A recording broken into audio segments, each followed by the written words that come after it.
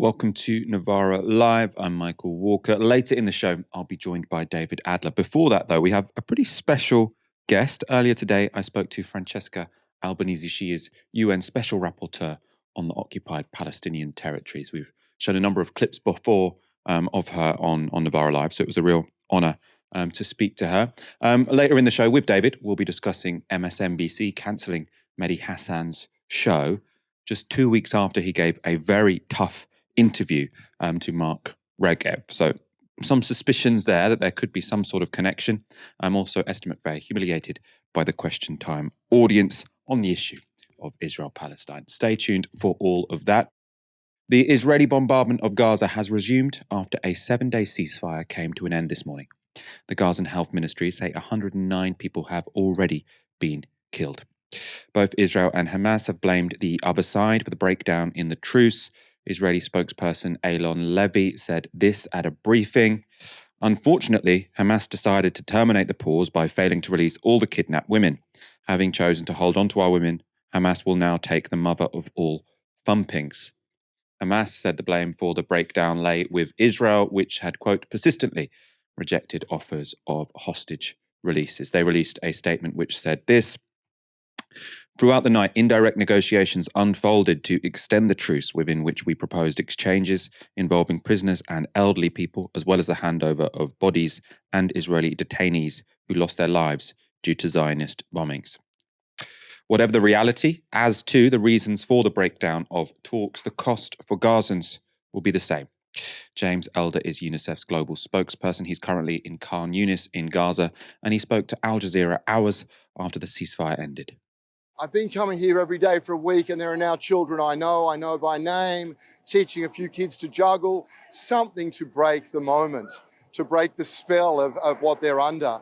And you can see gently, you can hear explosions again now. You can see the gentle change as they loosen, that bit of childhood seeps back into them. That was gone again today. The fear, the trauma, the look in little boys' and girls' eyes as they see and they notice that look of their parents, that their parents are losing control. Their parents may not have the ability to protect them. That's terrifying. I sat again with a little boy I've been seeing, Rob. Ahmed, he's 3. He's lost his leg. He's not speaking again. He's absolutely mute. He can hear the sounds here.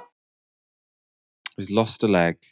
He's not speaking again. So he's talking there about how, just over that 7 days, you already started to see sort of the life come back to the eyes of Gazan children. Already, they are terrified again. Elder was then asked about the extent of the bombing that was already taking place. The first thing you notice is the sound, but simultaneously, Rob, you just see in my peripheral vision or early when there are attacks, you just see people shudder, particularly children. You just see that reflex action that is becoming learned behaviour of fear seeping in. So, it's a sound first, and there's drones, and I'm still unable to differentiate between what flies over and what strikes. And then it's plumes of smoke. If it's close, then you hear very quickly, within a couple of minutes, screams, I guess, of family members, of loved ones, as they see the reality of another person killed. And look, it's kind of you, of course, we would move, but as we've heard time and again, nowhere is safe in Gaza. The people in Shifa saw this. I cannot imagine.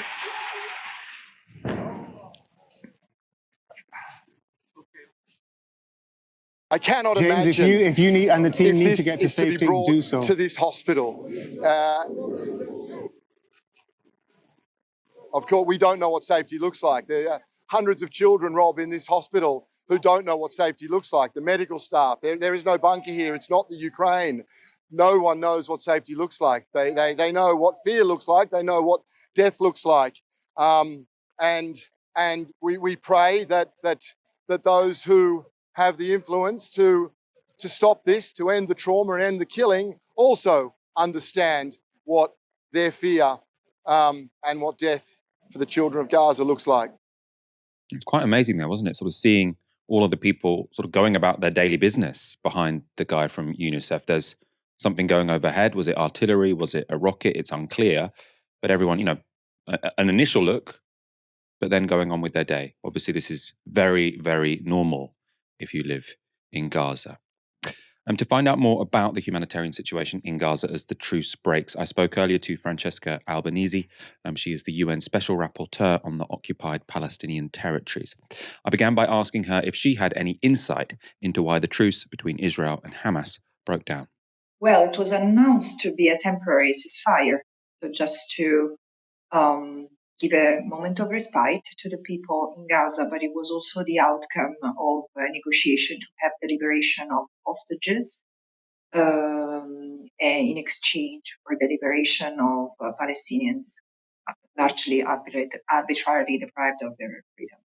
The demand in the West was for a humanitarian pause. Now, as you say, this was always supposed to be a pause, not a permanent ceasefire. I mean, how humanitarian has it been? What humanitarian purposes have been achieved by this week-long truce? In international law, there is not such a difference of semantics. So there should be a ceasefire leading to cessation of hostilities, or a ceasefire is for humanitarian purposes to evacuate the sick and wounded and to allow the passage of a humanitarian aid. Which should have occurred on a steady basis during this war, and it has not happened. You're saying it hasn't happened. There hasn't been a situation whereby humanitarian aid has consistently been able to get to people in Gaza? Absolutely not. But this was a purpose, an intended goal of also part of these operations, because the Israeli army, through Galant, declared a full siege of Gaza. There was already a siege on Gaza before the 7th of October, and the siege was tightened as of the 7th. And for over a month, fuel, food, medicines, and other essential supplies were prevented. And again, the passages between Israel and the Gaza Strip remain sealed. They would say that, more humanitarian aid has, or more supplies have been allowed in. Obviously, the fact that they allow supplies in, shows the situation we're in. This is a siege, but they would say that, conditions will have improved somewhat over the past 7 days. Would you dispute that? I wouldn't say that, because first of all, the living conditions in Gaza have become, people who are there, and I speak regularly to former UN colleagues, and they describe it steadily as hell on earth. Even the director of WHO yesterday said that in the coming days and weeks, the same amount of people who have been killed by Israeli bombs, which are between 16,000 and 20,000, might die out of disease. The situation is tragic. The infrastructure is nearly entirely destroyed. 50% of the civilian infrastructure is either destroyed or severely damaged, so non-functional. There are no hospitals, no medicines. Whatever has entered was not sufficient, wouldn't have been sufficient at times of non-hostility. So imagine now, with a population of including 1.7 million forcibly displaced from the north to the south, and over 35,000 injured.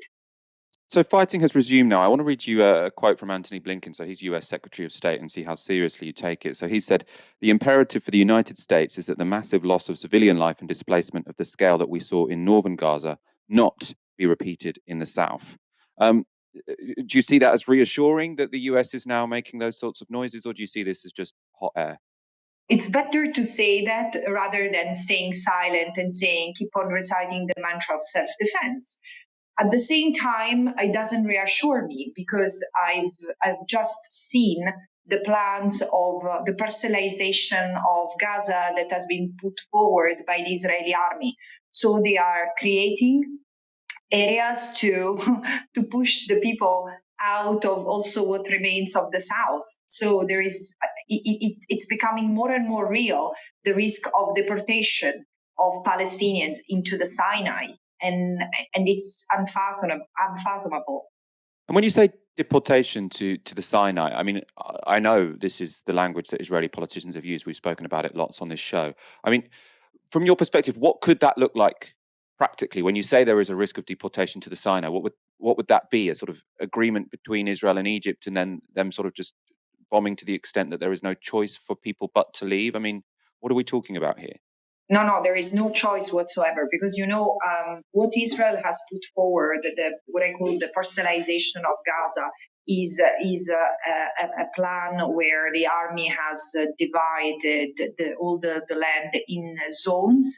There should be safe zones to protect the civilian population, to allow them to seek refuge, and in a nutshell, not to be forcibly transferred, as it has happened for the people from northern Gaza. But this is what will happen because there has been no negotiation with anyone on the ground for safe zones. And so the army is advancing and taking control of larger portions of the territory.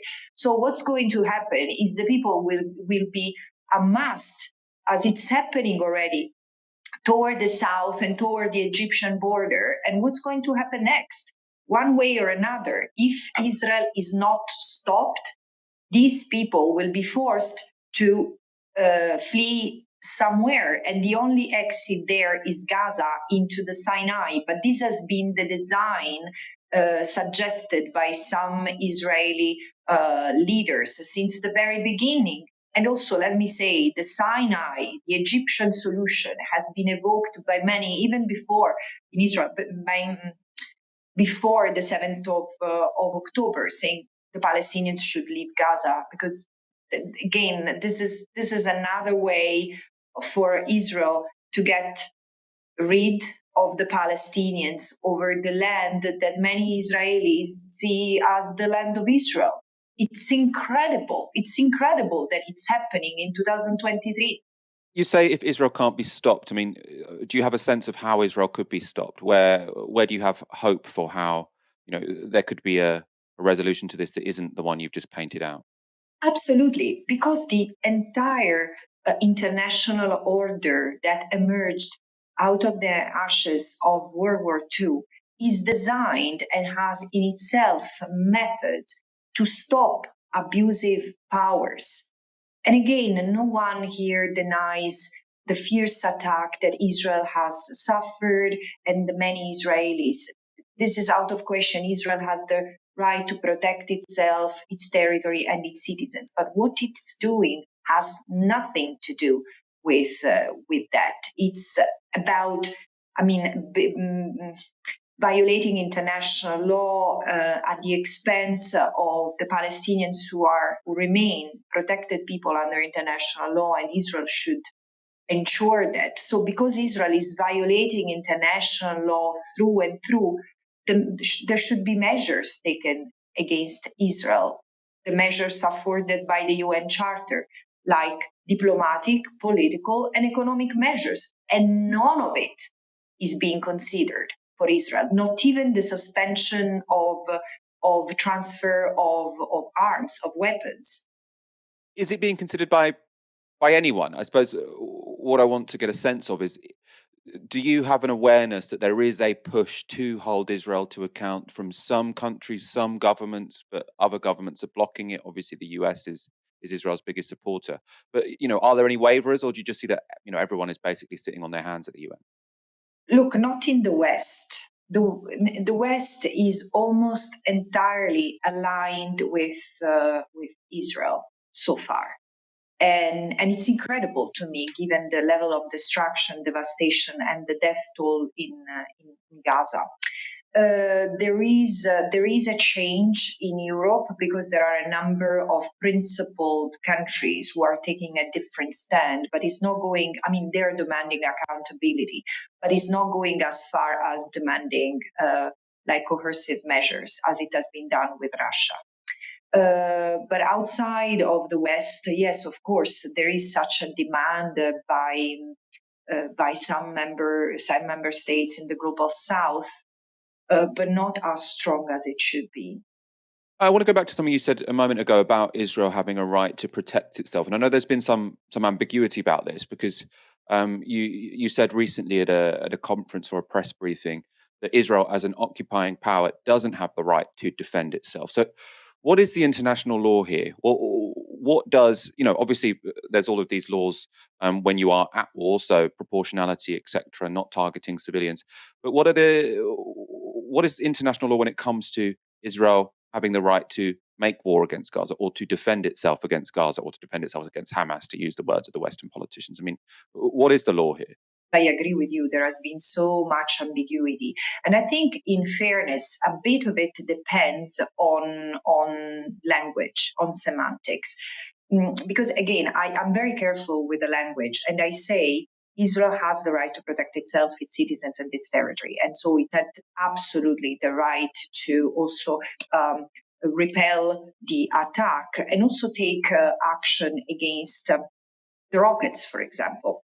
What it didn't have, and this is the huge misconception, is the right to defend itself under international law. Because this is a term of art. Under Article 51 of the UN Charter, the right of self-defense means the right to wage a war, the right to use military force against one state, which is posing a threat. And this is not the case. I mean, Israel cannot do that toward the Palestinians because Gaza is still occupied as the rest of the occupied territory, West Bank and East Jerusalem.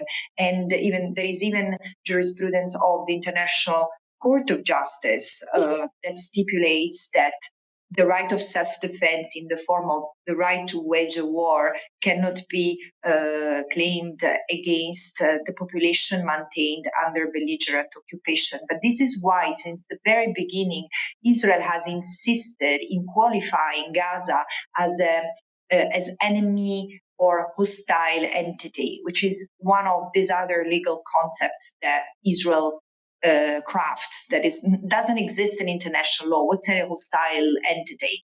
There is either a state or an unknown state actor.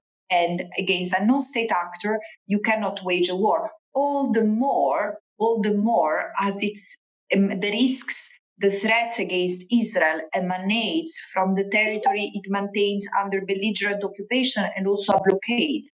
I'm just trying to understand this myself because this is quite complicated. I mean, what implications does that have for what Israel legally can and can't do? So you're saying it can't call it a war, but how does that change where it can and can't bomb, for example? It does change a lot because, first of all, there could have.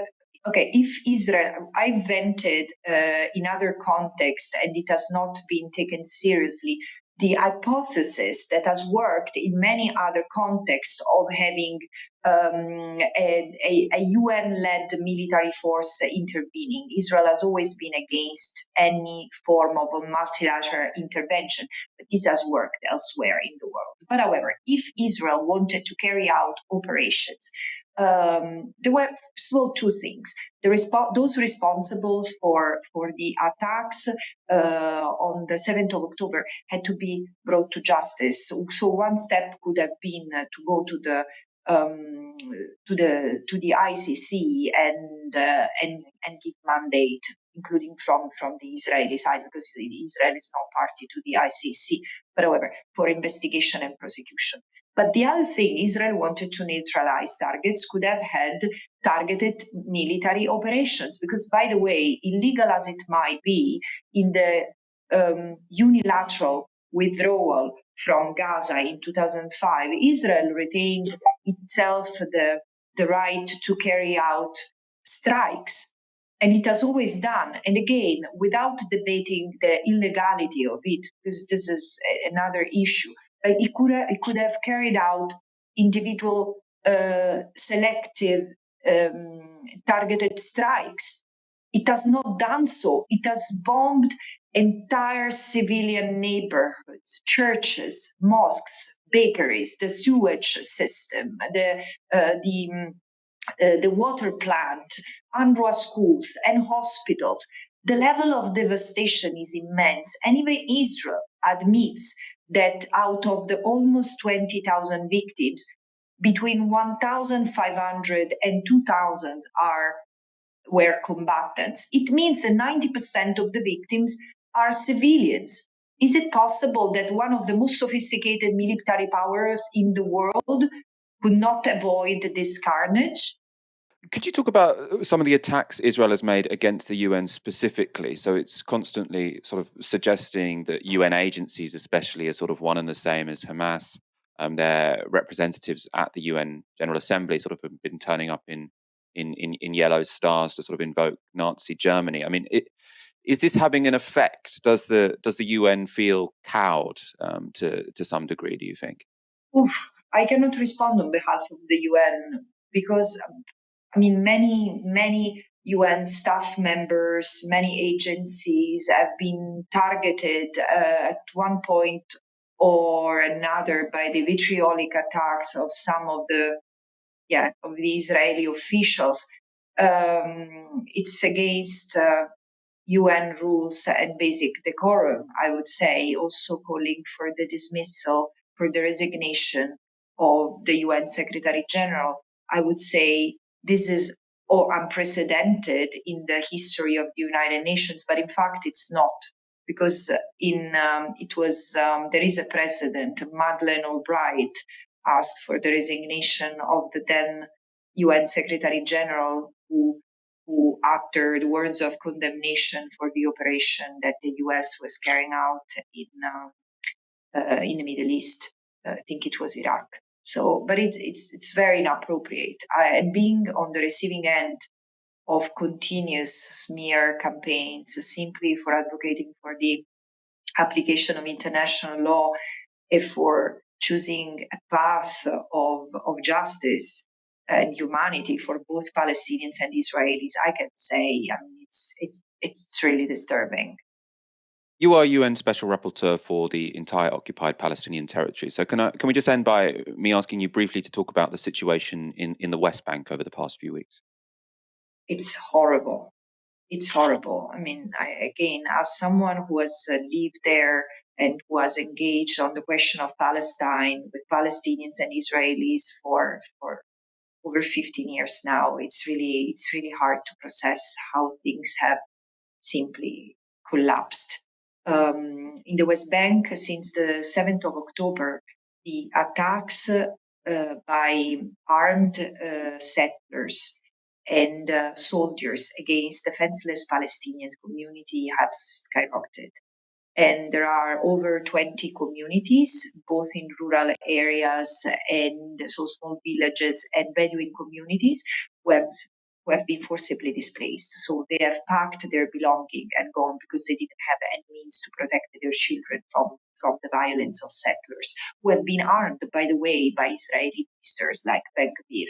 And then there have been over 220 people killed, many in cold blood captured by CCTV cameras. It's shocking. And there are thousands of people who have been arrested and detained, and many of them, including those who were already in jail, have been severely abused. There are reports of people who have been killed in Israeli custody. I mean, with this situation, with this scenario, with this full-on assault by Israel and Israelis on the Palestinians, and without condoning any act of violence that the Palestinians might have committed and might commit against the Israelis, who should also be accounted for, of course. With this situation that is really pushing Palestinians and Israelis into the abyss, why the international community doesn't send a protective presence to the occupied Palestinian territory is incomprehensible for me. That was Francesca Albanese speaking to me earlier today. And live, I'm joined by David Adler. David, a pleasure to have you back on the show.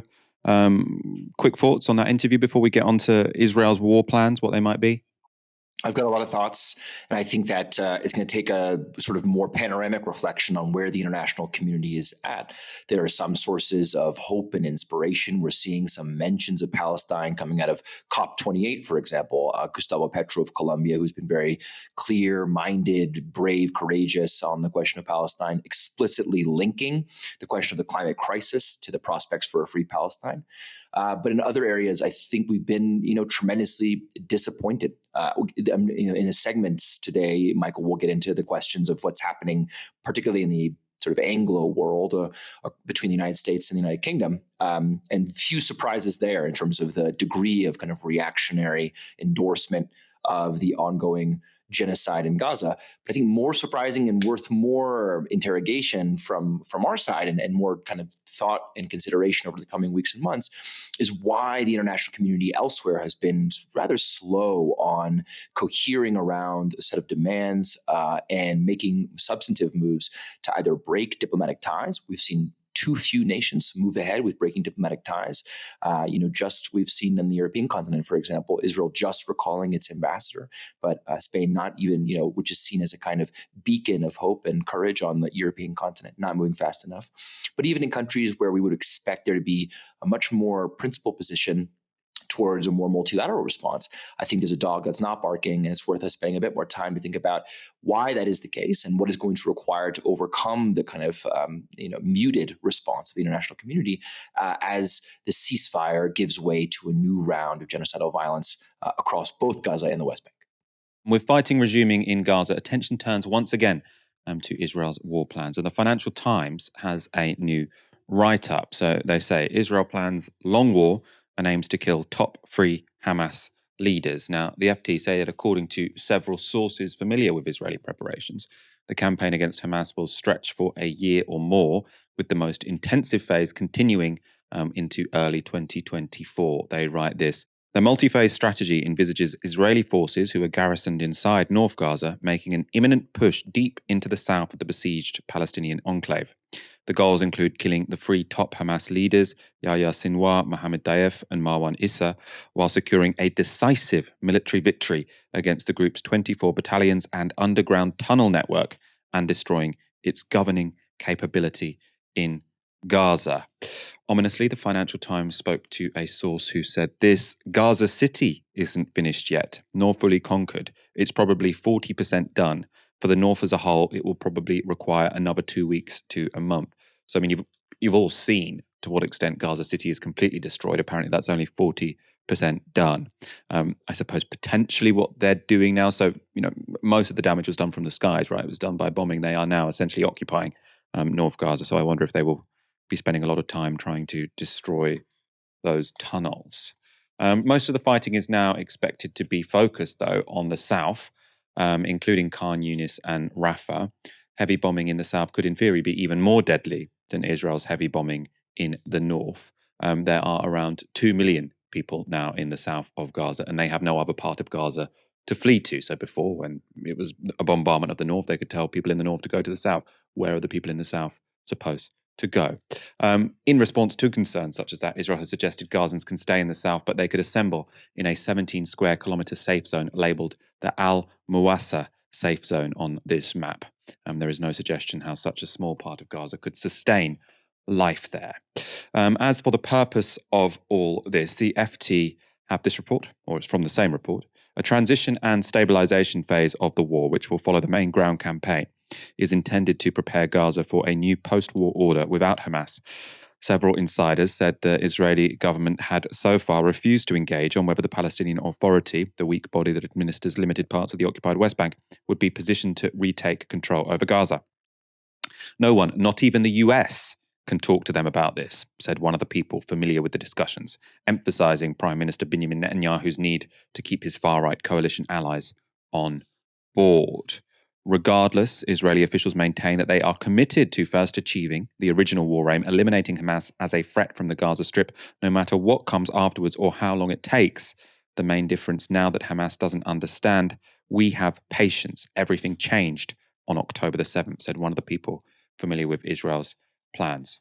So, in these past bombardments of Gaza, what has happened is Israel bombs for a while, then after a few weeks, the international community says, now's the time to stop, and they stop. That was what was called mowing the grass. So they would go in every few years and just try and diminish Hamas's capacity and kill a bunch of people in the process. Now they're saying they're not mowing the grass anymore. This is now a long war where they're going to try and achieve much more ambitious war aims. So they have patience. They still, though, won't lay out their actual war aims, their actual plan for Gaza, even to their closest allies, like the United States. The United States giving them diplomatic and military cover, even though Israel haven't told them what they actually want. Now, that could be for one of two reasons. Either Israel don't know what they want, or what they want to do is too grim and too illegal to admit. Jonathan Shamir is a reporter at Jewish Currents and gave this summary of a report in the Hebrew language newspaper Israel Hayom. So Jonathan tweets, Israel Hayom, one option considered by the war cabinet is the thinning out of the Gazan population to the minimum possible level. While most of the security establishment opposes this, Netanyahu sees this as a strategic goal and asked Ron Dermer to formulate a working plan. The article gives a sense about how this may look: the need to bypass international pressure and avoid scenes of Egypt shooting refugees at Rafah. The sea is also open to Gazans. Israel can open the sea crossing at its will that will enable a mass exodus to Europe and African countries. So Jonathan tweets, the reporter, Matti Tuchfeld, also echoes these enabling euphemisms. So, quote, this is not about transfer, but about releasing the stranglehold on Gaza's borders. The phenomenon of refugees in war is an accepted thing. He goes on, the government itself is reportedly split on this program. Smotrich, Ben-Gvir, and some Likud ministers see this as a necessity, while others such as Gallant, Gantz, and Eisenkot see this as somewhere between an unrealistic fantasy and an abominable, immoral plan.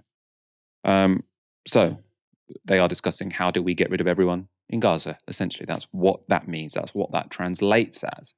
And the IDF have published a worrying map today. They say it will be used to communicate to Gazans where they are about to do airstrikes, where Israel are about to bomb. Now, the numbering system here is supposed to be used to inform Gazans where they need to vacate at any moment.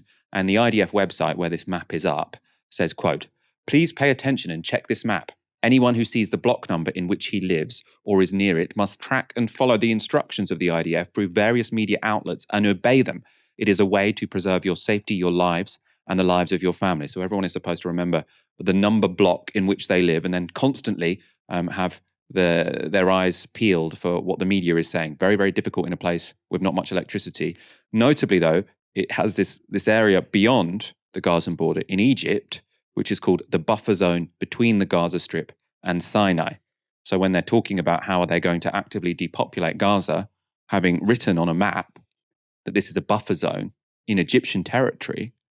Now, I'm not sure if before publishing that map, they made some agreement with the Egyptians, because up to now, the Egyptians have been very, very, not just reluctant, they've been outright opposed to the idea that any Gazans will be relocated to Egypt. I mean, in part because they think that will be them facilitating a Nakba. Also, they think it would be very destabilizing. There's a very weak government at the moment in Egypt. They are not keen to have a lot of Palestinians move there, right? A lot of Palestinians who will be wanting to fight for Gaza back, right? There could be border wars, could take the whole of the Middle East into a completely chaotic situation. David, I mean, I think what really stood out to me here is that Israel is getting so much, the US or the UK, the Western governments can say whatever they want. In reality, they are getting so much support, diplomatic, financial, military, to do what they're doing. And according to reports such as these, they haven't even told them what they intend to do, right? So they've just said, can you give us all this support so we can continue bombing Gaza? We're not going to tell you why. We're not going to tell you the plan, but just keep giving us the support. And the support keeps coming. Yeah, this map to me is like the most harrowing new development because what it suggests is that we've heard you, you're concerned about indiscriminate killing. Now we're going to do indiscriminate killing with these in these smaller units, and we're going to make a map to show you, to suggest that we're trying to be more attentive to some of those humanitarian concerns. But it's another distraction. They really think that we are not hearing what they're saying and watching what they're doing, because the goal isn't that each one of these houses, each one of these units might be the home of some Hamas operational unit. Even by their own mathematics, there is no relationship between the civilian casualties of this war and the targeted military operation that's intended to take out Hamas. This is a shock and awe operation, and they have been explicit about this from the beginning. The goal is to make Gaza uninhabitable, to thin out the population if they can succeed to transfer that population. And we keep getting drawn into these completely absurd debates about whether things are discriminate or indiscriminate, whether one Israeli official's words have been twisted or taken out of context. But the map, the game plan has been clear from the beginning. So the glorious aspect of shock and awe, which is a strategy, of course, they learned from their strongest backer, the United States, it doesn't require a plan. It requires this massive deployment of force, and then really trying to, that's a strategy, and the tactics will come along the way. I think it's remarkable, and we need to be really honest with ourselves about where the UK, where the US is at vis-a-vis that strategy of shock and awe, which of course they have developed and deployed themselves and is now being borrowed by Israel in its campaign against Gaza. The US, another distraction would be to take Biden's tweets or Secretary Blinken's statements at face value. The truth is that any hint of even conditioning the level of military support that the US is providing to Israel is considered anti-Semitic, anti-Zionist. And in the, I'm not sure if your listeners or viewers would have seen, but in the House resolution that passed last week with one dissenting vote, that is to say, total consensus with one dissenting vote from a Republican, anti-Zionism is now, according to the US House of Representatives, equivalent to anti-Semitism. That's now set to be codified into US law following that vote on the floor of the House. So we are so far from any shred of accountability when it comes to the US support for and relationship to Israel's campaign in Gaza. And what I think worries me is when we get too caught up in the questions of the current composition of the cabinet or the far-right nature of some of its individual personalities that speak out and say, extremely horrendous and blood-curdling things about Palestinians or the absence of innocence in Gaza. Because if you look back at things that Netanyahu has said in the past, he's been very clear-minded about his relationship to the international community, to the United States, and to the UN in particular.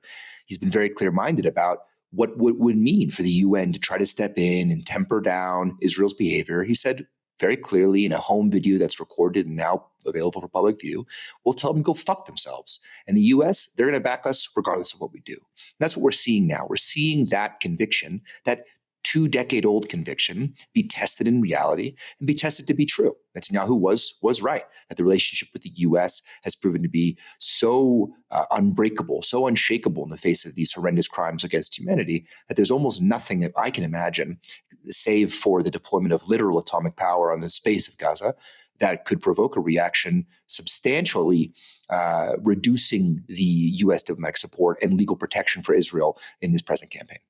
And I suppose, going back to what you said beforehand, is your hope for, any kind of accountability or limiting Israel's plans from countries in the global south? Is that where you're coming from here, or? Yeah, I think that there's two very clear avenues. I don't want to be too prescriptive on the show, but I think that there are two promising avenues for what it might mean for us, your viewers, our broader political community to take these things seriously. One we've already begun to see is the kind of direct action through trade unions, actually just, throwing sand in those gears of the war machine. We saw this, in the case of the famous Rolls-Royce workers taking on Pinochet in Chile, things that can actually substantially, clog those arteries of complicity, and that can be done not just by national governments, that can be done by municipal governments who have extensive procurement contracts with Israel, that can be done by the trade unions taking action on their shop floors. There's lots of ways in which direct action can have a substantive and material impact on Israel's capacity to wage this war. And then the other thing is looking at these governments in the global south, which still maintain really extensive their own procurement contracts. And you take the case of Colombia, and of course, I admire tremendously the courageous and visionary leadership of President Gustavo Petro, speaking out from the very beginning and tweeting his way through this conflict, speaking out for a free Palestine. But Colombia still has tremendous, deep, terrifying engagement, economic engagement, as well as obviously diplomatic engagement with Israel. And so, even when we look at those places in the South that have taken, rhetorical stances, we still need to be focused on the material relationships that are determinative in the course of this conflict. And on that, I'm afraid to say we are really far behind. I think that it's very easy in a highly mediatic landscape to get high on our own supply and think that a lot of these protests that we're leading are sufficient to change the narrative and change the political calculus, therefore. But what that map that Israel shows is that Israel is very easily able to accommodate some of the primary concerns, even when they reach the highest levels, and just basically say, okay, yeah, we hear you, and we're still going to continue this really, violent genocidal campaign at whatever human cost, because that's really not what's going to shape the trajectory of this conflict in the medium and long term.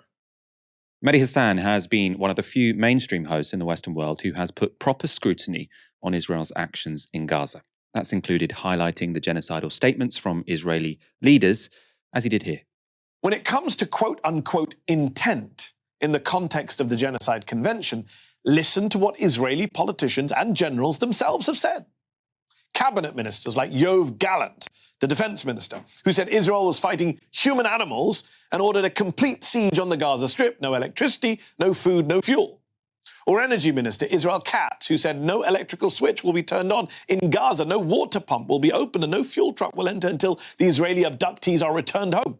Or Heritage Minister Amichai Eliyahu, who said blow up and flatten everything in the north of Gaza and give that land to Israeli settlers. And if you think that's bad, just listen to the man in charge of Israel's government and military speaking on Saturday. You must remember what Amalek has done to you, says our Holy Bible, and we do remember, and we are fighting. That was Prime Minister Netanyahu invoking a biblical story in which the Israelites were told to exterminate, to literally kill all the men, women, and children from an ancient tribe called Amalek. Not a great reference when we're debating accusations of possible genocidal intent, I think we can all agree. So statements like that won't be new to you guys. We've been highlighting this stuff for weeks now, but not many people in the mainstream media have. You don't see many segments like that in the mainstream media on MSNBC, on the BBC here, on CNN, for example. Mehdi Hasan has also been an exceptionally tough interviewer. So 2 weeks ago, he put questions like this to Netanyahu advisor Mark Regev. Why did your military spokesman on Monday point to a calendar in Arabic and say these are the names of terrorists on them? That's false. Can you accept that here and now? I'm not aware of the incident. Let's put up the image. We have the image. You have no comment. I don't read Arabic. It doesn't help me. I have no comment. I'm not familiar with the incident. Does your spokesman read Arabic? Hang on, I have a question, Mehdi. You're a journalist. Have you made a professional mistake ever? Not intentionally, but have you made a professional mistake? Exactly, and I own up to it. Have you made a mistake? So can you own up to the mistake? So if I've made mistakes, you've made mistakes, but there's a difference between making an honest mistake and between Hamas that deliberately exaggerates numbers to suit its propaganda purposes. There's a huge difference. So it sounds like hold on. You said propaganda. Can we just deal with your colleague Ophir Gendelman's tweet? It's still up 7 days later. Why has it not come down? It's a Lebanese short film. We can put it on screen. It's not Palestinians faking their own injuries. Can we own up to that mistake and take that down? Is that not propaganda? Once again, I understand that was also a mistake. And so why is it still up 7 days later? I'll speak to Ofer about it if you like. I'll speak to Ofer about it if you like. He's a friend of mine and a colleague. I quite like him. He's a good man. He's actually very effective. Why is he effective? Well, he speaks mother tongue level Arabic. Mark. I agree. He made a mistake. Mark Regev is not the kind of guy who usually admits to making mistakes, and Mehdi Hasan got him to admit twice there that Israel had made mistakes when it came to pushing out fake news. Right? I haven't seen many other journalists do that over this period. Obviously, we don't get to interview people like Mark Regev on this show. Those were tough questions. And as I say, forensic interviews like that are all too rare in the mainstream media. Yet, what is Mehdi's reward? Well, he's had his show taken off air. The news was reported in Semaphore magazine, and they write this. Two people familiar with the move, which MSNBC privately announced to Star Thursday morning, told Semaphore that Hasan will become an on-camera analyst and fill-in host. Over the past several years, Hasan became a cult favorite online for his tough interview style and impassioned monologues, but these never translated to rating successes on the weekends or during fill-in appearances on prime time shows. The decision has provoked outrage among progressives. Noura Erakat is a Palestinian human rights lawyer. She said this: MSNBC cancels Mehdi Hasan's show. MSNBC make this make sense. Mehdi Hasan's program felt like an oasis on air and more needed than ever. His program with Mark Regev was a whole class on journalistic method. He should be amplified, not shut down. And Cenk Uygur from the Young Turk said this: MSNBC cancelled Mehdi Hasan's show because of course they did. It's not just because he treats Muslims as real human beings. It's also because he actually challenges his guests. And that is the biggest heresy in mainstream media. Access must be protected. David, to me, seems like an enormous shame. We can probably only infer the reasoning What do you think has gone on here? Well, Michael, as your U.S.-American correspondent, I have to say I'm just not at all surprised, and it's tough to overestimate the influence of the Zionist lobby in the United States and in the things that they're able to say and do in the most brazen fashion. Just a few days ago, we had a fundraiser for the IDF in New York that blew up into kind of a big festive party. I think there were a couple Israeli Jews who came in and protested, and of course were violently removed. But it's very hard to imagine a fundraiser for an army that's what's bragging about the slaughter and humiliation of millions of people in Gaza and across the West Bank. This is a kind of the nature of the Israeli exception in the United States, and we just have to see this play out in our politics, which is now playing out so dramatically. You look at a guy like John Fetterman, Senator John Fetterman, who was feted and promoted by the progressive flank of the Democratic Party for obvious reasons, his working class credentials, taking on the establishment. And then if you read a recent investigation, I'm forgetting where it was published, so forgive me for that, but you can see how over the course of that campaign, the Democratic Majority for Israel, which of course related to AIPAC, kind of got its claws into the campaign and basically said, we're going to sink you unless you change your policy on Israel.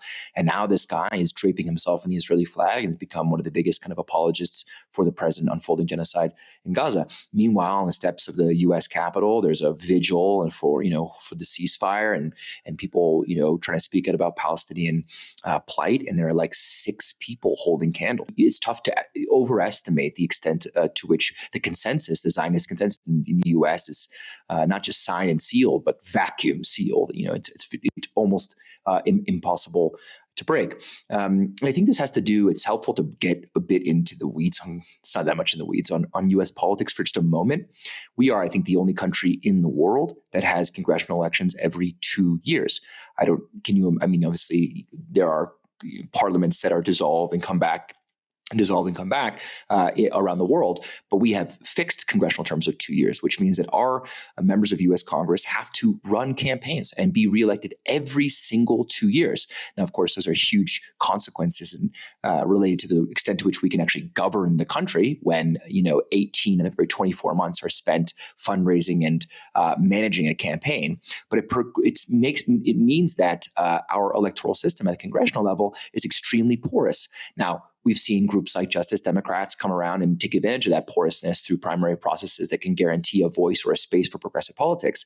Justice Democrats, that's now being wound down in the absence of a sustained source of funding. But it means it's also porous to a mighty, hypertrophic AIPAC that is willing to spend literally hundreds of millions of dollars to unseat progressives who are taking a stance against Israel. We're seeing this now in the naked, brazen offer of $20 million to Nasser, another candidate, to run against Rashida Tlaib, who's been the sole voice to really take on the Zionist lobby in the United States. So when we look at the U.S. mainstream media, I think that your tweets said it well. There's another dog that's now barking, which is, people taking this question seriously and, interrogating some of the propaganda, lies, fabrications that are coming out of the highest levels of the Israeli government and, of course, civil society. But if we look at the political system and we see that lock that AIPAC and other groups are able to exert on the U.S. political system, it shouldn't be any surprise for us that the kind of parasitic mainstream media world, which sort of sits like that little shark under the belly of the great big shark, which is the U.S. political system, would be attentive or cautious or thinking twice about putting anyone who might be critical of Israel on the air.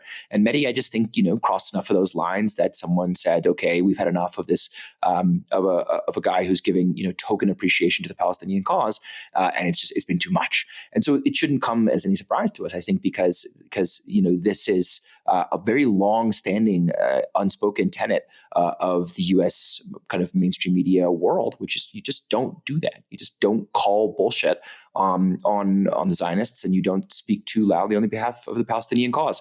And of course, now that we're seeing this new round of violence take its vicious and visible toll in Palestine, the grip those organizations is only going to strengthen. Now, it could strengthen in productive ways, so there's more tension. You know, the distance between where the U.S. public is and where that elite consensus that's so dominated by the Zionist lobby is growing by the day. But we should expect those talons to be even stronger as they kind of grip on to the institutions to which we hope to influence as they begin to lose their grip over public opinion. Yeah, I mean, obviously, this will have an effect beyond just the actual people who are taken off air, right? So if someone as famous as Mehdi Hasan can be taken off air, I mean, as we say, we can't confirm the precise reasons, but it does seem like a bit of a coincidence if it is during the Israeli bombardment of Gaza that probably the most critical person of Israeli policy has been taken off mainstream television. Obviously, there was also that story actually immediately after October the 7th where MSNBC took a number of Muslim hosts off air. So they're not being exactly subtle about this. And as I say, this has an effect directly on people like Mehdi Hasan, and that will reduce the quality hosting we see on that platform. It's also going to have a terrifying effect for everyone else. You know, if you were considering, is it worth me putting my neck out to criticize Israel? If you've just seen someone that high profile lose their job, you're going to think twice, aren't you? Exactly the same when it comes to politicians. If you're seeing Rashida Tlaib having, you know, people being offered multi-million-dollar bribes essentially to stand against her, if you're weighing up whether or not to put out that tweet criticizing Israel or whether or not to ask that question in a select committee that's critical of Israel or that sort of points to the truth of what's really going on, you're going to say, well, you know, if it could happen to those really high-profile people, what would happen to me? What would happen to me, right? It puts this completely chilling effect throughout American society. And I know people who work in entertainment in the US, and they are terrified of speaking out about this stuff, right? Because they see that people are losing their jobs and their careers. And that's a very helpful way, isn't it, of reducing criticism for something. Make everyone terrified. They can lose it. You don't have to bother with argument and reason and debate. You don't even have to bother with sort of producing propaganda because you can just fire anyone who criticizes you. Very, very authoritarian. Before we go on to our next story, we've got a video premiering on our channel this weekend. It's an exclusive behind the scenes. Look at how Downstream is made.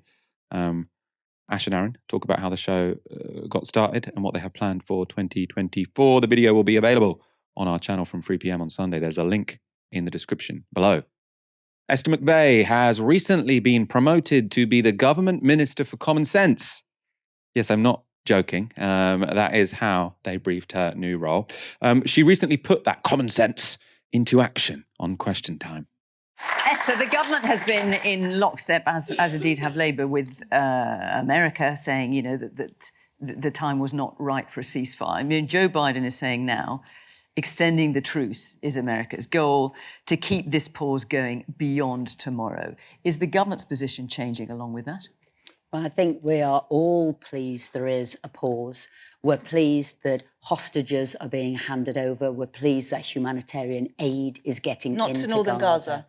Not to my family. I just need to point that out. It's not getting to everywhere at all. And you'll be closer to that than I am. But we need to make sure that aid is going in and that people can leave.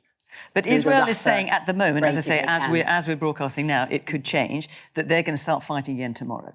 Now, America seems to be shifting its position, saying, actually, that's not what we want to see. Are you shifting your position? We've called for, which there needs to be, these breaks, these we've stops, got one of those. I'm talking about from tomorrow. And it's extended. But I think people as well need to look at the situation, and you can't just have a one-sided ceasefire. Hamas has got to surrender. The hostages have got to go free. And people also need to realise that Israel does have the right to defend itself. What happened there were the worst terrorist attacks Israel had ever had. What they did, the killing, the butchering of people, the taking of children. Hamas has done absolutely terrible things to its own people as well. They will have known there would have been a retaliation by the Israelis for what they did, and they've put their own people in harm's way by using their own civilians to protect the Hamas fighters and to protect their warring infrastructure. Really interesting the words that are used to describe violence on each side, right? So Hamas are always butchering people, whereas Israel, they bomb people, and as a result of that bombing, people die. right? So it's not only the active and the passive voice, it's using sort of language which suggests these people are the barbarians and these people are the civilized ones. Now, you might have seen this week, there was a report now been verified by Human Rights Watch showing that Israel left 5 babies in a hospital, in a neonatal unit, to die, who their parents have just returned to the hospital to find them decomposing, right? So if we're looking for language to suggest who's barbaric, right, we don't need to look far when it comes to Israeli actions. Now, obviously, I mean, Hamas also committed atrocities, but you only see this kind of language, the language of barbarism, when it's applied to the weaker side, you know, or the side which is not an ally of the Western powers. Now, in that clip, you saw Layla Moran sitting next to Esther McVey. Now, she's an interesting character throughout this because she's a Lib Dem MP and a British Palestinian. This is how she responded to McVey's comments. It is absolutely awful. Offensive this is. Awful. Can I just say, please, can I say, my family have nothing to do with Hamas. Nothing. The family member of mine who died worked for the UN. His job was he was an engineer and he taught people how to fish. The idea that Hamas and going after Hamas allows collateral damage to the extent that we've seen in the Palestinian, innocent civilian Palestinian population as we've seen. And may I just say, I am as angry about that as I am about those hostages. Do you know some of those hostages were people who, there was an 85-year-old woman who had survived the Holocaust, who was in the peace camp. She was talking about the oppression that Palestinians feel. There is something about this that makes people want to pick sides. Can I just point out? The government, it's awful on all sides. The government has picked a side, and it feels that way to the Palestinian people, but you don't have to pick a side. You can stand with Israel and care about innocent civilians in Palestine. You can stand with Palestine and want the hostages and Hamas how gone. Are we going At to the get moment, Hamas the government to is not saying that. They're saying pick a side, and I disagree. Okay, all right. How do we get Hamas to surrender? This is how stupid political discourse is in this country, right? She's saying she wants a ceasefire. She wants this truce to last a bit longer. But how do we get Hamas to surrender? Now, when do peace negotiations ever involve one side completely surrendering, right? There are very few wars in this world where one side gets total victory. So the Second World War is often the example that's given, which I think is why people often call Hamas Nazis, because there is this example from history, this very, very rare example, in fact, from history, where you can look at total victory of one side over the other. Very, very rare. So if you are waiting for one side to surrender, you're going to be in a very, very long war. If you say you want peace, but we've got to get one side to surrender, you don't want peace, you want more war. And yes, we don't have too much evidence that Hamas are especially peace-loving, right? They aren't perfect partners for peace negotiations. But neither are Likud, right? The party in charge of Israel. They want a greater Israel from the river to the sea, and they've killed 6,000 Palestinian children in 7 weeks to achieve that aim, right? If we can't have peace with Hamas, why can we have it with Likud? But Esther McVey was representing the UK government position. No one would ever say, well, we can have peace when Likud stand down. No, we can have peace when Hamas surrender, but Likud, who are just as genocidal, who don't want any kind of compromise, who want greater Israel from the river to the sea, right? They can stay in place. We trust them when they kill lots of people. When Hamas kill lots of people, oh, that's dodgy. When the IDF do it, brill, that's fab, that's civilized murder. Luckily, the audience weren't impressed. Esther, I find it so upsetting hearing you say that about Israel has the right to defend itself. Of course it has the right to defend itself. Nobody's going to say what Hamas did was ever acceptable or okay. But nor is going in the way that Israel have gone in now, with impunity, complete impunity, from the US and from the UK, starving out children, the amount of children and women that have died in this conflict. There are war crimes that are happening. And our governments, it feels like they are siding, with Israel. You're right, we should not be picking sides in this, but absolutely, what has Israel got over the UK and the US that is allowing this to happen? Because it's horrendous. 8,000 children. 8,000 children dead. 1.5 million people displaced from the north to the south in one of the most densely congested regions of the world. This is not proportionate whatsoever, and no conflict of this sort has ever resulted in the long-term benefit of a nation. There has to be a plan for the day after. And at the moment, that's not taking place whatsoever. I hear this a lot on people like you guys talking about it, that Israel has the right to defend. And never I have heard this question, where is the right of the Palestinian to defend? Why is the Palestinian not have that right to defend? So the second to last audience member you saw there said 8,000 children have been killed. So the latest figures from the Gaza Health Ministry say 6,000 children have been killed. Of course, it's still an incredibly harrowing number, but just to clarify there. David, I mean, what I find interesting about this is, I suppose people on the left, sort of many viewers of this might have strong opinions about one state, two state, Zionism, etc., etc.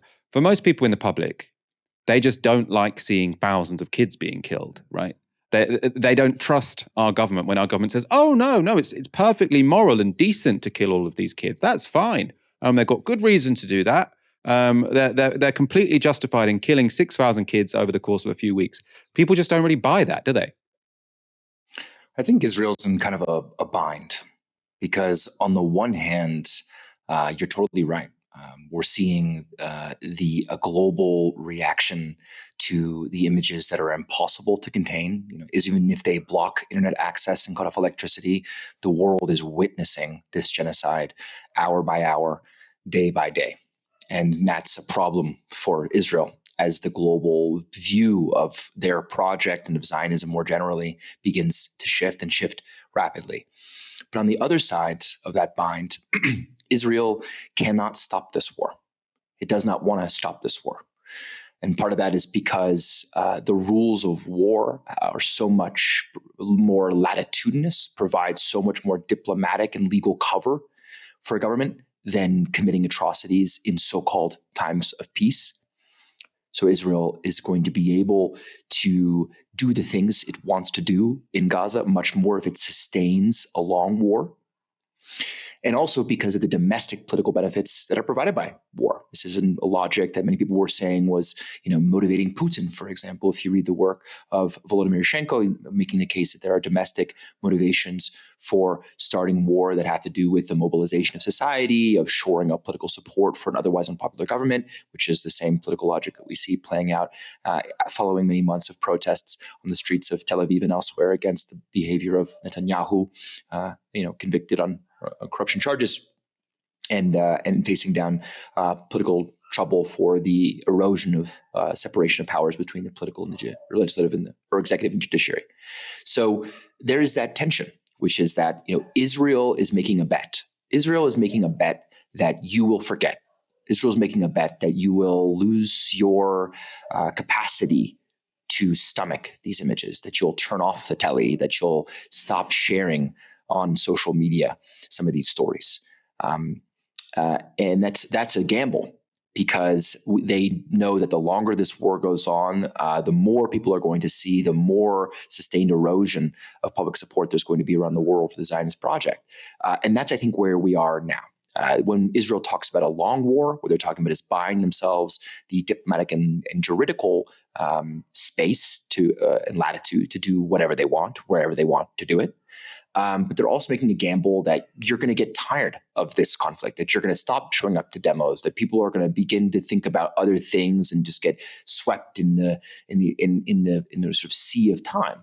And I think that's where we need to be really clear-minded about the political strategy and the tactics to accompany it that we put forward as a way of demanding accountability from the organs of international justice like the ICC, but also about, as you said before, trying to think about how to get sand in the gears of that war machine. And I think that's a tension that Israel doesn't know how to resolve, guided inexorably like the angel of history with all this destruction at its back towards this, ramping up its genocidal intentions towards a kind of expansionist irredentist project of Zionism. Gabor Maté is a renowned psychologist, doctor and expert on trauma. He's also Jewish and was born during the Holocaust in Nazi-occupied Hungary. Maté now lives in Canada, and he has been interviewed by Piers Morgan. I used to be a Zionist. As you mentioned, I'm a Holocaust survivor. Zionism was very important for me as a salvation of the Jewish people, until I found out that the state was founded based on the extirpation, the expulsion, and multiple massacres of the local population. And that's not historically controversial. So I'm taking a longer view of this. And I'm saying that the present situation cannot be understood without looking at the historical context, and nor can we move forward if the present occupation and the suppression of the Palestinians continue. So Sharon, your previous guest, talked about the fragile coexistence. There was no coexistence. There was oppression, periodic massacres, land occupation in the West Bank, the continuous expulsion of the population from their homes. I visited the occupied territories 3 times now. The first time, back during the first Intifada, Piers, I cried every day for 2 weeks at what I saw. So this cannot go on. And I saw the news about the Elgin marbles being returned and how you changed your mind about that. Well, how about returning the land that's been stolen from the Palestinians? I'm not talking about the state of Israel. I'm not talking about 1948. I'm talking about since 67 and what's going on right now. So there's got to be some stop to what's going on, and that's how I understand it. No, this is for the sake of both Israelis and Palestinians. He just talked with such authority and compassion there.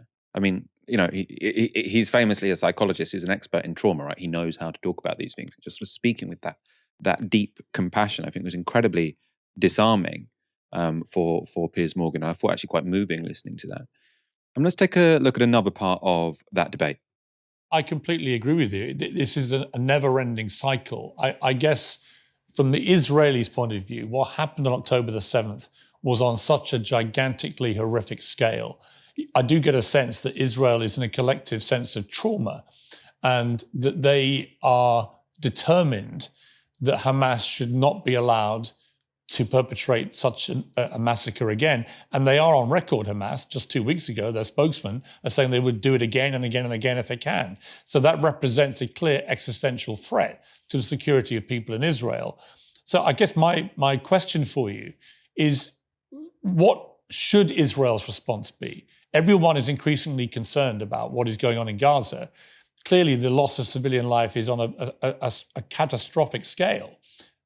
Nobody thinks this is right, but at the same time, I think many would share my view that Israel has a right to defend itself. The question is, how do they do that appropriately?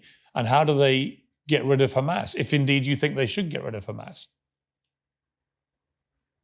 Well, you're raising many questions and many fair questions. Now, look, I live in Canada, where this country was founded on the suppression and the erasure of the indigenous population and the utter denial of their narrative. And in Canada, for example, there are horrendous residential schools where a few decades ago, if a native child spoke their tribal language, they'd have a pin stuck in their tongue. Now, most Canadians are not aware of that history. Most Israelis are not aware of the history of what the Palestinians have suffered. They don't know that in 1948, there were multiple massacres of large numbers of people by Israeli forces. They don't know the history, the subjective experience of the Palestinians. And in the absence of that knowledge, October 7th would just strike them as another horrific anti-Semitic event. I understand the desire for defense and certainly even the desire for revenge, but that's in the absence of knowing what the Palestinian experience has been. And the Western press, and as in all countries where the local population has been displaced, the majority of the population doesn't know the history or the subjective experience. So if you're asking me how to move forward, let's inform ourselves of the actual experience of both sides, not just one side. And I thought that was really interesting. I mean, you know, to have the support in Israel for how they treat the Palestinians, I mean, you've either got to have a deep hatred or a deep ignorance, I think. And, you know, I mean, I assume it differs depending on who you're talking to, but I was talking to Andrew Feinstein yesterday, in fact, really clever guy, Jewish guy from South Africa, and we were talking about the differences between apartheid South Africa and Israel-Palestine now. And he was saying one thing he thinks is more extreme in Israel than it was in South Africa is that Israelis, Jewish Israelis, are able to quite successfully just completely ignore the existence of Palestinians. You know, Gaza, he says he sort of, you know, met people on the beach in Tel Aviv or whatever, and people spoke as if there was no one in Gaza, you know, that Palestine didn't exist. They have a life which is completely insulated from the suffering of people in Gaza and the West Bank. And therefore, when October the 7th comes around, it's just this complete surprise by these barbarian hordes who presumably can only be motivated by anti-Semitic hate, right? Now, you know, it's irrelevant to the question of justification, I think, to say that's not a very good explanation of what happened on October the 7th, right? The explanation, which isn't a justification, involves the fact that you have a people who have been laid siege to, occupied, oppressed, suppressed, and you have a people next to them doing the oppressing, or whose government are doing the oppressing, whose army are doing the oppressing, who are able to be completely ignorant of that. And I think Gabor Maté sort of talking about the value of just knowledge and understanding, right? Learning about this, which also is a good thing to do as a guest, right? Because often what will happen is this host will be trying to ask, what's your solution? What do you think the policy outcome should be? And he's like, look, I'm just here to say maybe we should understand everyone involved here, and maybe that will help, right?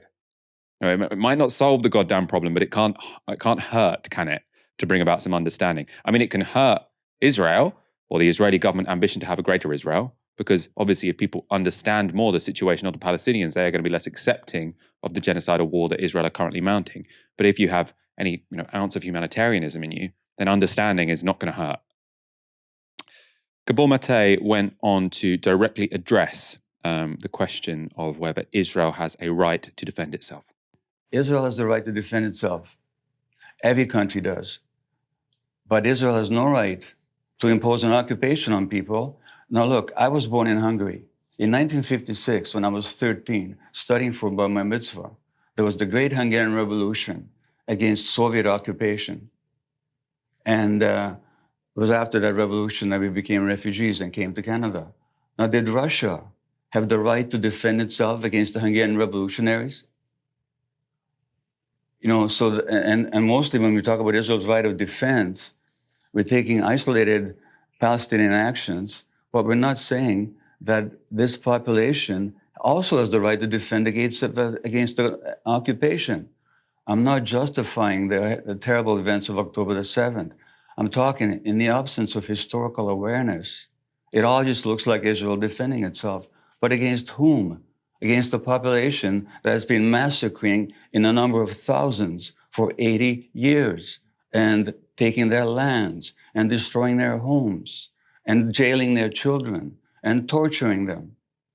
That's the history. Now, unless we know that, it all looks like this poor little country trying to defend itself. But against whom? Against people it's been occupying and displacing for 80 years. That's the history, as Israeli historians have shown. I don't make this stuff up. I wish it wasn't true. I wish I could believe in the dream of the Jewish state. I love that dream. Except I found out at what price, at what nightmare that imposed on the Palestinians. I think that was really important there as well. You know, he wants to believe in Israel, right? He survived the Holocaust, right? I mean, he was a baby, but I mean, I was reading his Wikipedia actually. I think he said even as a very small child, he suffered a lot of trauma in part because his mum had to give him up for a few weeks to save his life, and then in his childhood, that created a lot of resentment towards his mum for that. You know, obviously his mum had made the right decision, but you know, that inevitably fills your life with trauma, even if you were a baby at the time. David, what did you make of that interview? And also, I suppose, I mean, maybe this is a bit of a forward question, but you're sort of North American, liberal, Jewish background. I mean, are you coming from a similar place as Gabor Maté, or is that okay to say? I mean, I could give a whole life story of my own trajectory through the Jewish world. I come from a very divided family. My mother was raised as a kind of true American Jew, along the lines that you would see from a Chuck Schumer, for example, someone who believes in the greatness of the United States, but also in a deep fidelity to the project of Zionism as the one and only place where our people could be free and protected and safe after so many decades of pogroms and Holocaust. And then my father's family, who come out of the Parisian resistance, who fought the Nazis on the continent and were refugees following the war, who were deeply anti-Zionist and never, even from, in the 40s and 50s, never at all felt aligned with or complicit in the transmission of one genocide against the Jewish people to another against the Palestinian people. And I was raised kind of in that tension in a very Zionist community. Just by nature of growing up in the United States, Los Angeles is a huge hub for Zionist thinking and behavior and financing for the Israeli project as well. And so I think, that experience taught me that it's not just ignorance and hatred, as you said before, Michael. It's also a genuine kind of fear. The Zionist mind understands anti-Semitism as a kind of global virus. So when it's not just October 7th, and it's not just other moments of Palestinian violence that inform this more callous view of why it is only might that can make right for the Jewish people. It's that, every terror attack in Paris or London or Madrid or Michigan or Argentina is part of the same raison d'etre of Israel. Every instance of campus anti-Semitism, every slur, every report about rising hatred of the Jewish people, every politician that is able to inflame that fear, every fear-stoking page in the Sun magazine talking about the potential exodus of Jews from Britain on account of the Labour Party's radical politics on Palestine. All of this informs that sense of fear. And we know what fear can do. We know what type of crimes fear legitimates because we all lived through the war in Iraq. We all lived through the bombing in Afghanistan that were justified on the basis of U.S. security, our security, a war that had a full and explosive mandate from the public opinion of the United States.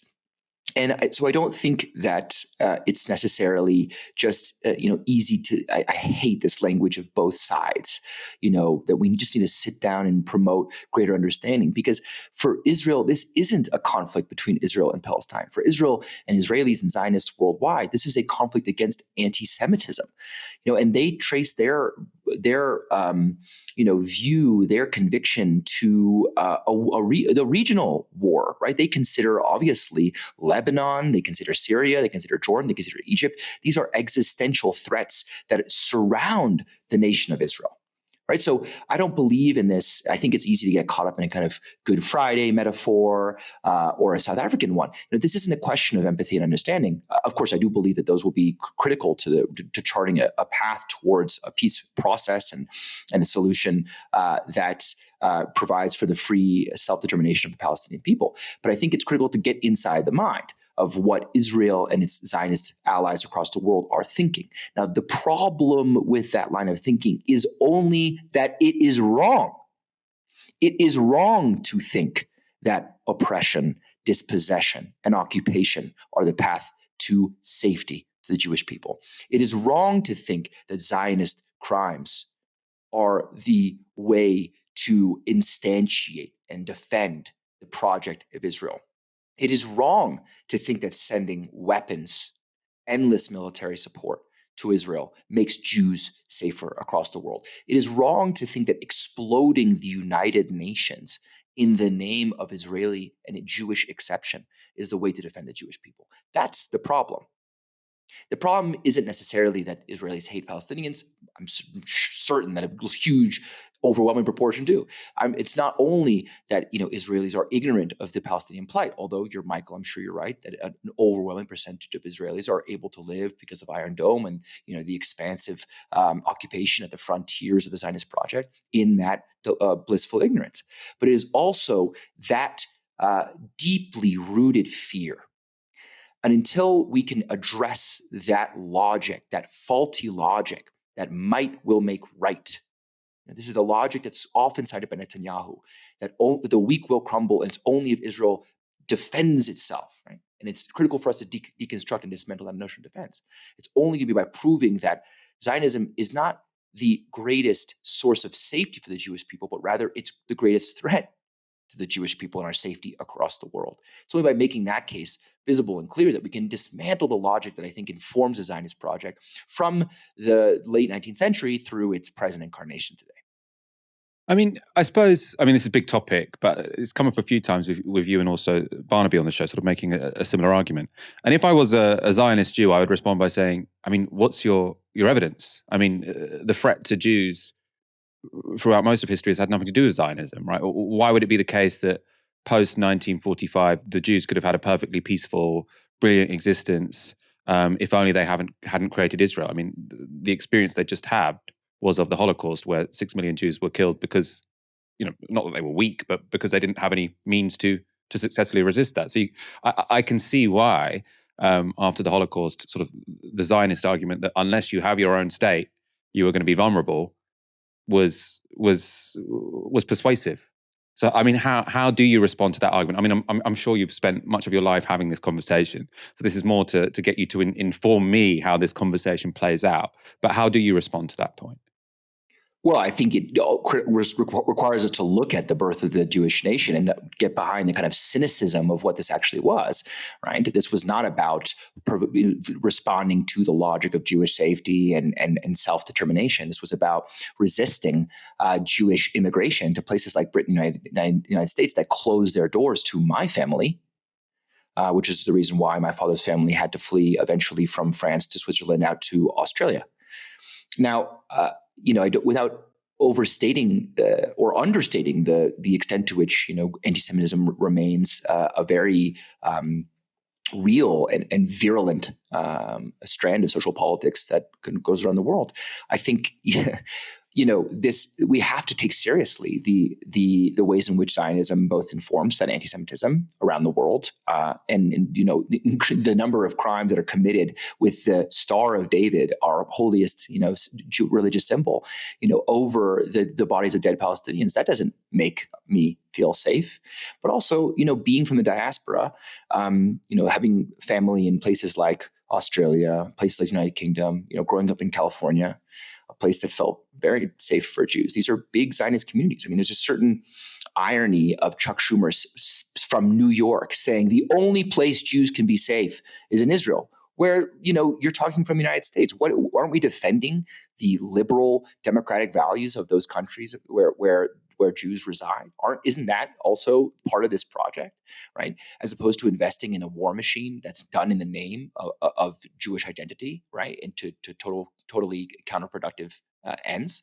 And so I think that it's both critical to contest the notion that Zionism was in any way motivated as a global project by a defense of the Jewish people back then, but also today to ask ourselves, well, where are Jews safe? What are the contexts in which, the Jewish people are able to live and thrive, and those communities are able to, coexist with others? And the answer is not in Israel, right? Otherwise, it wouldn't require Israel to be to be so bloodthirsty, to be so discriminatory, to be so to have created this apartheid, right, in the name of their defense, to double down in increasing crimes and complicity with settler violence at their borders, to go drifting further, inexorably drifting further to their fascist right until they have a cabinet composed of people who openly identify as homophobic fascists, right? So to me, part of it is understanding that internal logic that is kind of a centrifuge of a fascist centrifuge in the Zionist advance, or the internal logic of the Zionist project in Israel, but also looking at what are the components of a sort of, you could call it a democratic or liberal society, but a pluralist society in which Jews have been able to live and thrive all around the world. And so to point our finger at Israel and say, this is the only place that Jews are safe and thriving, when clearly Jews in Israel feel more embattled today than they ever have. Right? So even on its face, that logic doesn't make sense to me. But as a Jew who grew up, in other parts around the world, very happy, Jew who grew up, able to have conversations about what is our past, what is our present, what is our future. I don't accept the argument that Israel is what keeps us safe. I feel much more threatened by what Israel is doing in terms of poisoning the well of the world's view of the Jewish people. Yeah, I think that makes a lot of sense. We could definitely have this conversation for hours, but we are almost at 7:30. We've been going on for quite a while, so we will wrap up there. Let our producers get on with their weekend. Let you get on with your weekend, David, although I know it's a bit earlier in Mexico City anyway. David, it's always a pleasure. Thank you so much for coming on again. Thanks, Michael. I hope to be back sooner rather than later. For sure. Thank you, everyone, for watching this evening. Come back on Monday for another live stream from 6 p.m. Very special guest on Monday. We had a special guest today, special guest on Monday. Clue, it rhymes with Mormon Blinkenstein. You've been watching Novara Media. Good night.